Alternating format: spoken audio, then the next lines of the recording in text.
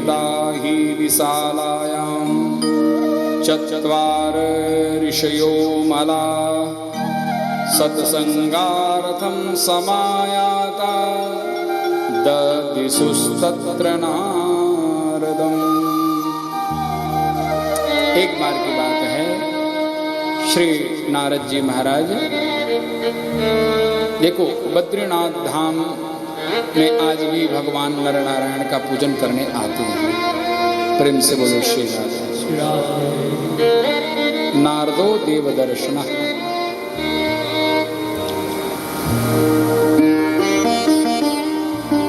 एक बार जब सनक सनंदन सनंदन चारों भाई सनक सनंदन सनातन चारों भाई जब सत्संग करने की इच्छा से जब बद्रीनाथ धाम को पधारे तो महाराज नारद जी को बड़े चिंतित देखा। कथम ब्रह्मन् दीन मुख कुतश्चिंता तुरो हवा। नारद जी बड़े उदास लग रहे हो, क्या बात है? क्योंकि चेहरा बता देता है कि आप प्रसन्न हो कि दुखी हो। प्रेम से बोलो श्री राधे। चेहरा दर्पण वो सब कुछ बता देता है। आप अपने जीवन में कितने खुश और कितने आप दुखी हो। जब सनकादिक महात्माओं ने देखा नारद जी को, मुख कुमलाया हुआ था, नारद जी को कहा महाराज आप तो संत हैं, संत तो हमेशा प्रसन्न रहते हैं, मस्ती में रहते हैं। हाँ, संत कभी दुखी नहीं होते, लेकिन हाँ संत दुखी कब होते हैं? दूसरे के दुख को देख करके संत दुखी होते हैं, अपने दुख से दुखी नहीं होते। पर दुख द्रवहि संत सुपुनीता। दूसरे का दुख देख करके संत द्रवीभूत होता है। आपको ऐसा क्या दुख आन पड़ा कि आप मुंह लटकाए बैठे हुए? कथम ब्रह्मन् दीन मुख, कहां से आ रहे हो, क्या बात है? नारद जी ने प्रणाम करते हुए कहा महाराज मैं अनेक तीर्थों को घूमा, पुष्कर, प्रयाग, काशी, गोदावरी, हरि क्षेत्र, कुरुक्षेत्र, और घूमते घूमते घूमते मैंने चारों ओर कली का प्रभाव देखा। तीर्थों में भी कली का प्रभाव। सत्यम नास्ति तपः शौचम दयादानम न विद्यते। कहीं पर सत्य नहीं, कहीं तप नहीं, कहीं शौच पवित्रता नहीं, कहीं दान नहीं। चारों तरफ मैंने जब कली का प्रभाव देखा, सब प्राणी दुखी हैं, बड़े कष्ट में हैं। समस्त लोगों को घूमते घूमते मैं जैसे ही श्री धाम वृंदावन पहुंचा, वहां मैंने एक बड़ा आश्चर्य देखा। तत्राश्चर्यं मया दृष्टं श्रूयतां तन मुनीश्वरा। एका तु तरुणी तत्र निखण्डा खिन्न मानसा। यमुना के तट में एक देवी जी बड़ी दुखी बैठी हुई है, रो रही है। दो वृद्ध पुरुष लेटे हुए थे। जब यह दृश्य देखा तो मुझे बड़ा आश्चर्य हुआ कि ये कौन देवी है जो रो रही है, ये दो वृद्ध पुरुष कौन है? नारद जी ने कहा अब हमको किसी से क्या मतलब, हम तो नारायण का भजन करते हैं, हम प्रभु का दर्शन करने आए थे वृंदावन। नारद जी आकाश मंडल से चले जा रहे थे, उस देवी की नजर पड़ गई नारद जी पर और दूर से ही आवाज लगाई, भो भो साधो क्षणं तिष्ठ मत चिंतामपि नाशय दर्शनं तव लोकस्य सर्वथा गहरं परम। हे साधु क्षणं तिष्ठ क्षणं तिष्ठ।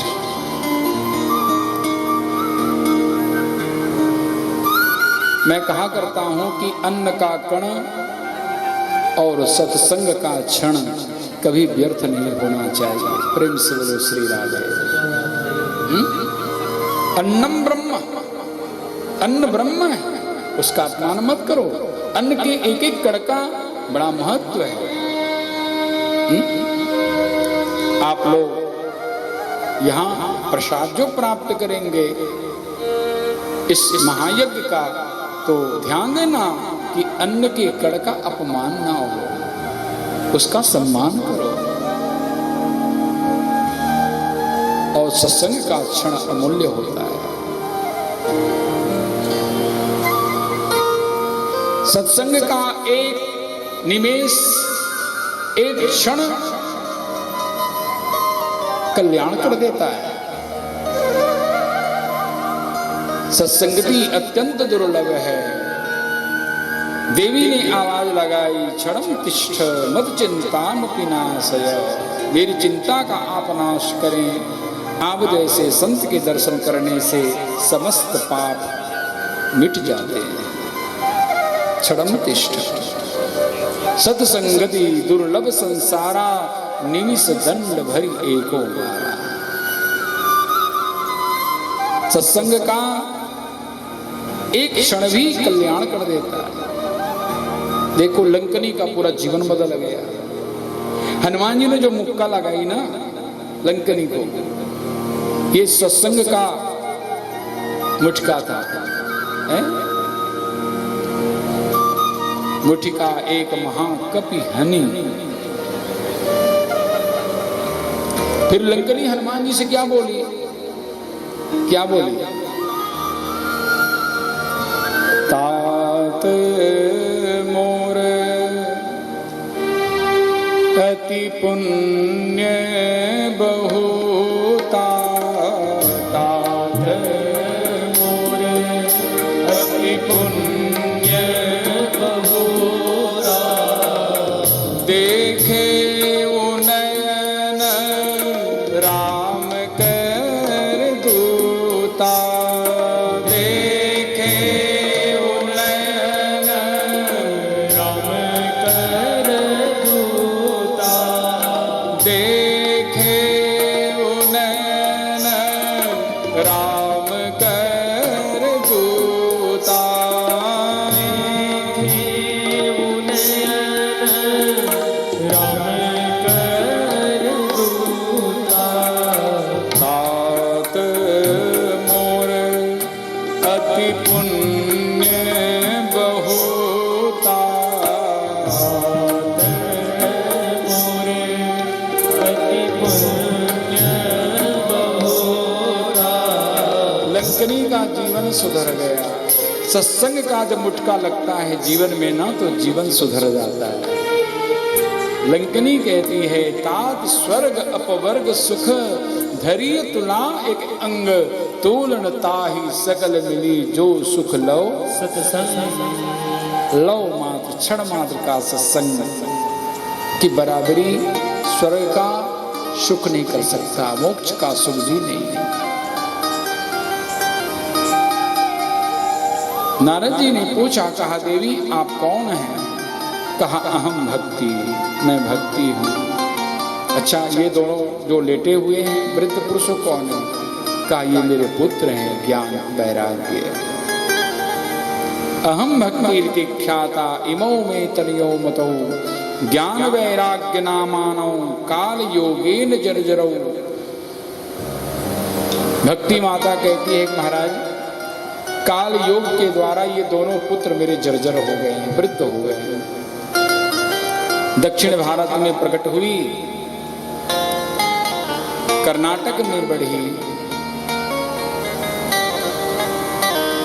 महाराष्ट्र में सम्मानित हुई, गुजरात में जीर्ण हुई। गुजरात का अर्थ समझते हैं ना? भगवान के भजन के बिना हमारी रात गुजरनी नहीं चाहिए। रात्रि में भी भजन हो भगवान का। भगवान के भजन बड़े बड़े संत महात्मा लोग भगवान का चिंतन करते हैं, ध्यान करते हैं रात्रि में। या निशा सर्वभूतानां तस्याम जागृति संयमी। तो दक्षिण भारत में प्रकट हुई, कर्नाटक में बड़ी, समझ रहे हो ना कर्नाटक क्या है? ये तुम्हारे ये जो कर्ण है ना, यही कर्नाटक है। जब गोविंद की कथा सुनोगे तो भक्ति बढ़ेगी। भक्ति का प्राकट स्थल है दक्षिण भारत। ये दक्षिण भारत क्या है? का ये हमारा हृदय स्थल ही दक्षिण भारत है। तुम्हारा हृदय, भक्ति यहां से प्रकट होती है। जैसी तुम्हारा अंतःकरण होगा ना, वैसी तुम्हारी श्रद्धा प्रकट होगी। अंतःकरण के अनुरूप ही श्रद्धा प्रकट होती है। जैसा तुम्हारा हृदय है, जैसा तुम्हारा भाव है, वही सामने झलकेगा, दिखाई देगा।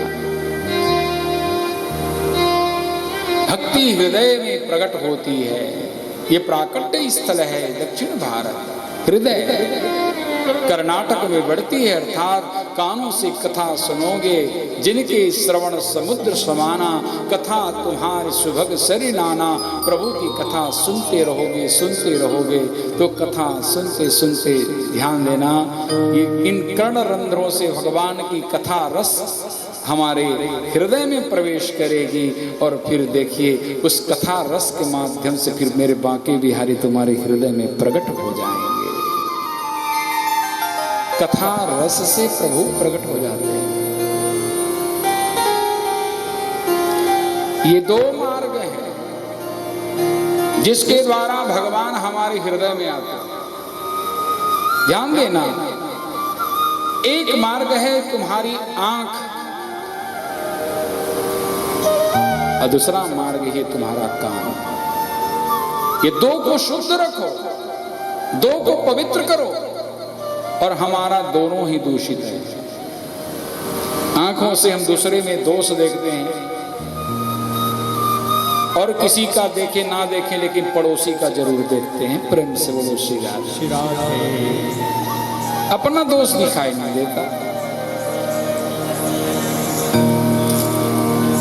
दृष्टि में तेरी दोष है,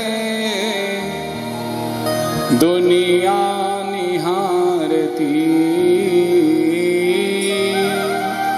दृष्टि में तेरी दोष है, दुनिया निहारती।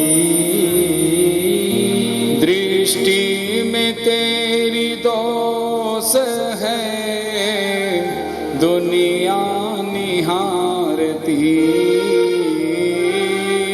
दृष्टि में तेरी दोष, गाइए मेरे साथ गाइए। दुनिया निहारती। सत्संग का अंजन आंज लो, बस हो गया भजन।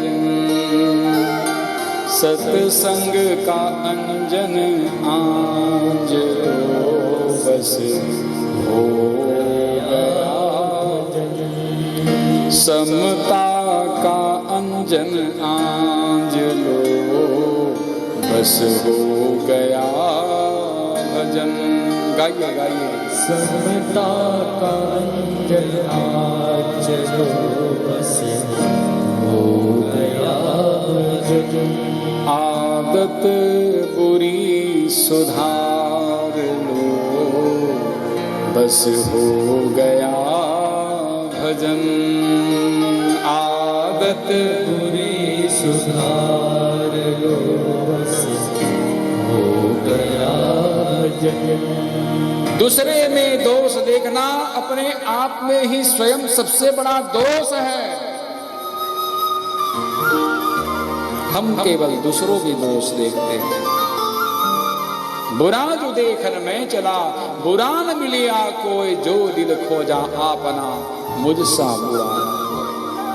जब सामने वाले पर आप एक उंगली करते हो ना, तो ये 3 उंगली तुम्हारे तरफ इशारे कर रहे हैं। सामने वाले में यदि एक दोष है तो तुम्हारे जीवन में 3 दोष है।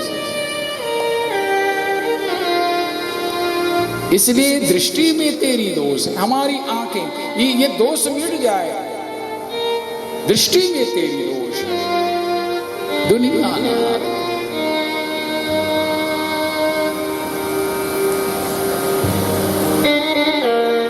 और इन कानों से हम दूसरे की चुगली सुन करके इनको दूषित कर दिए। ये दो मार्ग हैं जिसके द्वारा परमात्मा हमारे अंदर आते हैं। आंखों से रूप रस के माध्यम से भगवान आते हैं और कानों से कथा रस के द्वारा भगवान हमारे हृदय में प्रकट होते हैं। आंखों से दर्शन पूरे अभिलाष निरंतर होवी, देखिय नयन परम प्रभु सोई। आंखों से हरि दर्शन, अखियां हरि दर्शन को प्यास।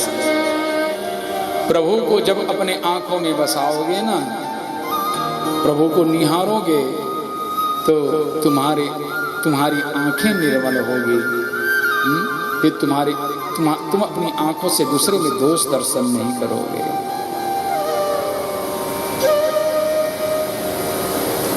गुरु द्रोणाचार्य जी करोड़ पांडवों को ज्ञान दे रहे थे, पढ़ा रहे थे। एक बार दुर्योधन से कहा कि दुर्योधन जाओ, कोई संत मिले तो उसे पकड़ करके ले आओ हमारे पास। दुर्योधन चला, कहा जो आज्ञा गुरुदेव। दुर्योधन सब जगह घूमा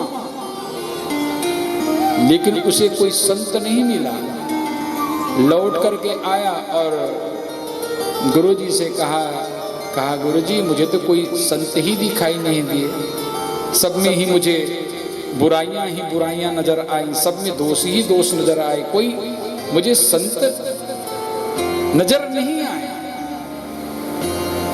द्रोणाचार्य जी ने कहा, युधिष्ठिर जी से कहा बेटा अब तुम देख करके आओ दुनिया कैसी है, कोई संत हो तो देख करके आओ। युधिष्ठिर जी महाराज जब गए गुरुदेव की आज्ञा लेकर, तो युधिष्ठिर जी ने क्या देखा, जिसको भी देखते थे महाराज युधिष्ठिर जी सबको संत दृष्टि से देखते थे, क्योंकि स्वयं संत है। युधिष्ठिर की नजर में सब संत नजर आ रहे हैं। दुर्योधन दुष्ट है ना, वो दूसरों में दोष ही देखता है, इसलिए अच्छे व्यक्ति भी उसको बुरे लग रहे हैं। ये दृष्टि में तेरी दोष है। हमारी आंखें दुर्योधन की आंखें ना हो, हमारी आंखें युधिष्ठिर की तरह हो, दूसरे में जो अच्छाई देखे। बुराई तो स्वाभाविक है, हर इंसान में गुण और दोष होते हैं, अच्छाई बुराई होती है, लेकिन विवेक तो इसी में है कि हम अच्छाई को ग्रहण करें और बुराई को। गुण प्रगटे अवगुण दुरावा, अच्छाई को पकड़ो, गुण को पकड़ो, बुराई को छोड़ दो। तो युधिष्ठिर जी जैसी दृष्टि होनी चाहिए। कहने का अभिप्राय यह है कि तुम्हारे आंखें निर्मल हो, किसी में दोष दर्शन ना करें, आंखों से प्रभु का दर्शन करें, तब हमारे प्रभु आंखों के मार्ग से हमारे हृदय में प्रवेश करते हैं। माता जानकी ने राम जी का दर्शन किया ना पुष्प वाटिका में, तो राम जी को दर्शन करके माता जी जानकी जी प्रभु के स्वरूप को अपने आंखों के मार्ग से अपने हृदय में ले आई और झट से जानकी जी ने अपनी पलकें बंद कर दी। लोचन मगरा महीउरयानी, दिन है पलक कपाट सयानी, दिन है पलक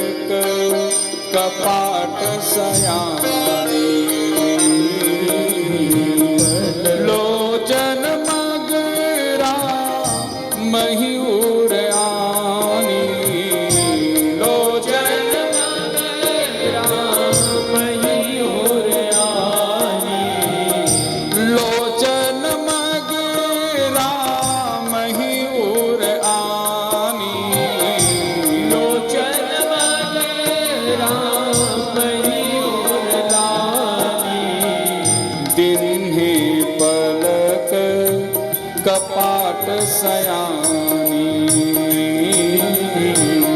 दिन्हे पलक कपाट सयानी, उर अभिलाष निरंतर होवी, उर अभिलाष निरंतर होई, उर अभिलाष निरंतर होवी, उर अभिलाष निरंतर होई, देखिए नयन परम प्रभु सोवी, देखिए नयन परम प्रभु सोई, लोचन मगरा मयूर आनी, दिन्हे पलक कपाट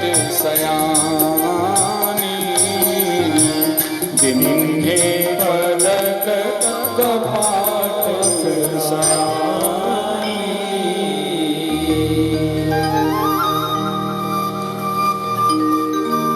आंखों के मार्ग से प्रभु हमारे हृदय में प्रवेश करते हैं, रूप रस के माध्यम से।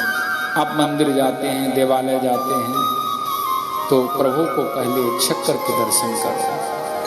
कभी कभी लोग जाते हैं मंदिर और जाते ही आंख बंद कर देते हैं, प्रेम से बोलो से जाते हैं। अरे आंख बंद करने से कुछ नहीं होगा, पहले आंख में भर करके प्रभु को निहारो।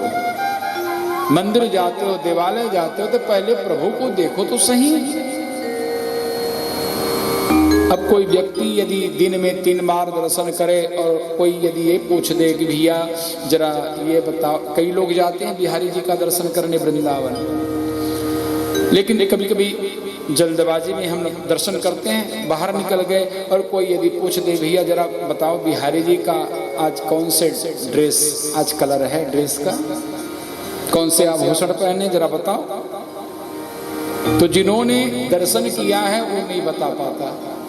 बिहारी जी ने किस रंग के वस्त्र पहने हैं, कौन कौन से आभूषण पहने हैं, ये कैसा दर्शन। इसका अर्थ ये हुआ कि आपने ठीक से बिहारी जी को देखा नहीं है।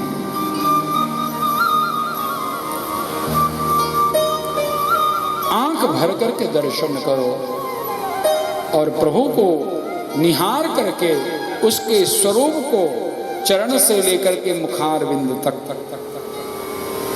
चरण से लेकर मुखार बिंदु तक, और प्रभु का एक एक अंग का दर्शन करते हुए अपने हृदय में धारण करो। ये नियम है प्रभु के चरण में हमारी दृष्टि हो, चरण से लेकर के प्रभु के मुखार तक दर्शन करो और प्रभु को फिर अपने हृदय में बसा लो। तो आंखों से प्रभु को अपने हृदय में बसाओ। आंख मार्ग से प्रभु आते हैं स्वरूप रस के माध्यम से, और ये इस कान से भगवान कथा रस के माध्यम से आते हैं। इसलिए कान और आंख को शुद्ध करो।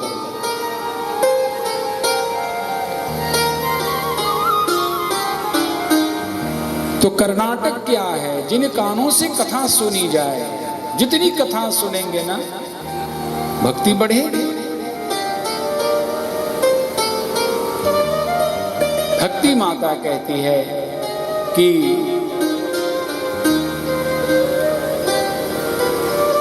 जयश्री में श्रीधाम वृंदावन आई तो मैं तो युवा हो गई, लेकिन मेरे दोनों पुत्र ज्ञान वैराग्य वृद्धावस्था में पड़े हुए हैं। महाराज जरा मेरे दोनों पुत्रों को आप स्वस्थ कर दीजिए। श्री नारद जी महाराज ने कहा कि मैया, ये कली प्रभाव के कारण है, तुम्हारे दोनों पुत्र जो वृद्धावस्था में पड़े हुए हैं। क्योंकि ज्ञान वैराग्य का सम्मान सतयुग में, त्रेता में, द्वापर, ये 3 युगों में होता था, लेकिन जब से कलिकाल आया है तो ज्ञान वैराग्य का सम्मान नहीं हो रहा है। ज्ञान की बातें किसी को सुनाओ तो कहते हैं रखे रहो अपने ज्ञान, हमारे पास बहुत ज्ञान है। प्रेम से बोलो श्री राधे। है किसी को अच्छी बातें बताओ, ज्ञान की बातें बताओ तो कहते हैं भैया अपने ज्ञान अपने पास ही रखे रहो। ज्ञान का सम्मान नहीं हो रहा, किसी के जीवन में वैराग्य नहीं है। नारद जी ने कहा कि मैया, ये श्रीधाम वृंदावन की महिमा है।